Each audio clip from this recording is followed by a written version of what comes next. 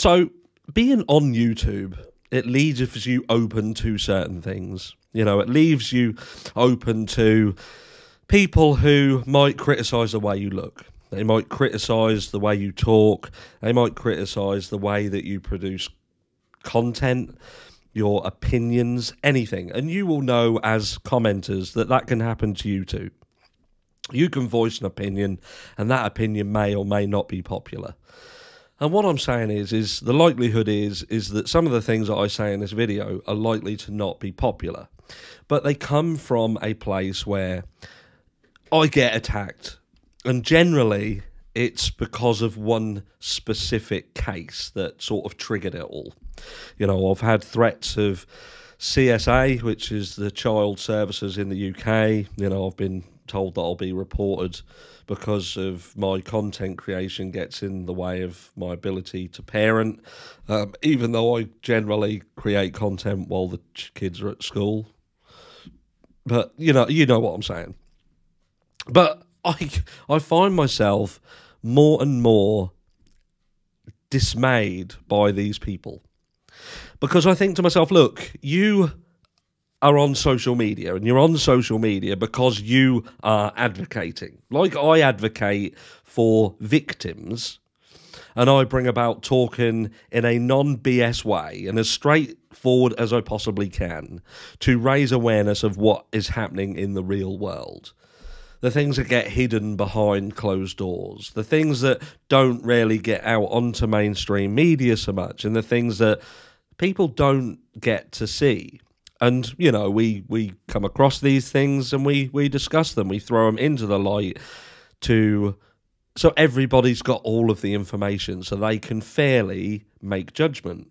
And look, sometimes you'll fall, if you've got all of the information and you're happy with that, and you're still happy to support a certain person or a certain mentality, then that's absolutely fine because you've done it based on having all of the information.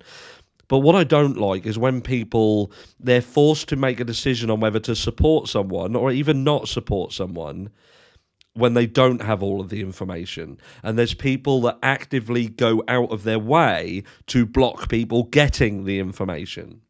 Now, I'm not going to mention any names. I'm not going to mention any specific cases, but there is one specific case where the missing child has been missing, presumed deceased, for over a year.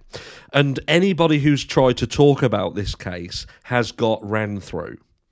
They've got attacked, they've got threatened, they've had nigh on death threats from the family. And I've shown this in multiple videos previously where people have had threats that have gone to the police, have had to go and get it reported, and the police have laughed it off because they're local to this area.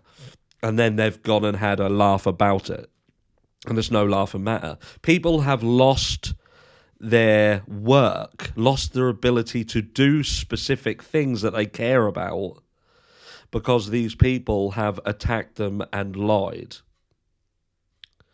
And anybody who says anything, they are attacked. There's even other creators who have gone out of their way to ridicule and take the piss out of people whose all they've done is tried to push the truth out there and discuss actual things that are happening.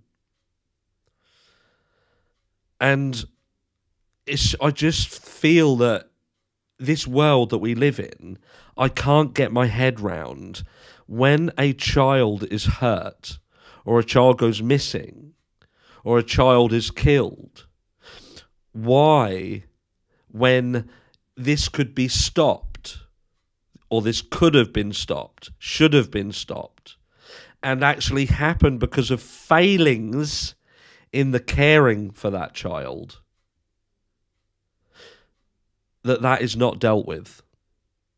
It is not understood. Now, let's say in this case, because in this case specifically, there's a young boy and he's being searched for. Some strange tip, who knows, some credible tip has led to a search. But while the boy's being searched for, the parent is on social media, on a live stream, laughing and joking. This is while their child is being searched for. Okay? Imagine that. Your child's missing. You've advocated for your child for months upon months upon months upon months. All of a sudden, there's this tip. Comes out of the blue from nowhere. Again, strange tip. Don't really know much about it. And there's been nothing come of it yet.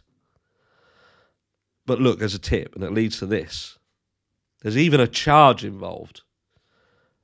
And the mother is on social media, laughing and joking on a channel. How is that right?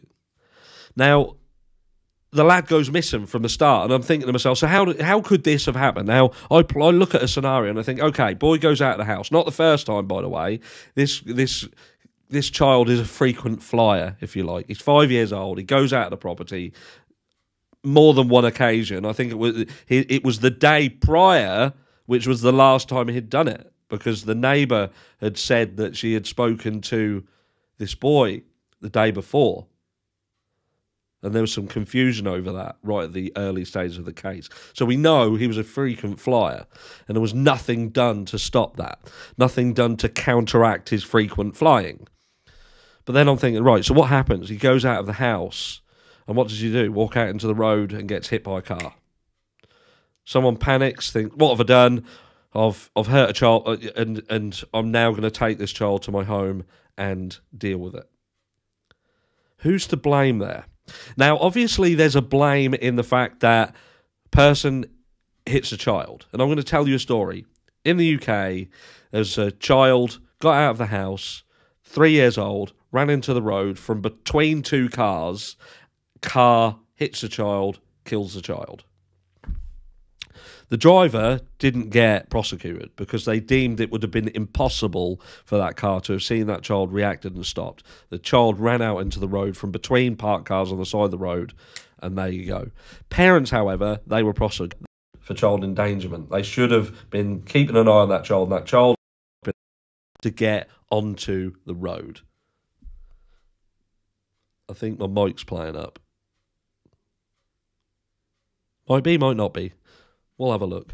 So look, in the event that this has happened in this case, who is to blame? Is it the driver? Now, it's definitely a charge involved in the fact that failing to report the death of a child in the event that this child was killed in this accident.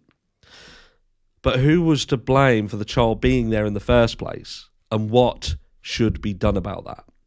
Should we ignore the fact that that happened? Should we ignore the fact that there is blame? Should we ignore the fact that someone should be held accountable for that child being placed in a situation that it shouldn't have been there? And I know this is very uncomfortable to have to think about and have to accept. But I don't understand why for society it's better for them to consider ignoring all that and just punishing the person who has caught the latter end of it, and only them, when there's a lot more to it. And this is what we talk about on this case before, grey area. The grey area that nobody likes to talk about. The meat and potatoes of the issues. They just want to pick the bits out that makes them look good, is the easy bits to deal with. But they don't want to deal with the actual problem. They don't want to deal with what is really going on. Let me know down below what you think. I'm going to call it quits because I don't know if this mic is working properly. But I'll see you all in the next one.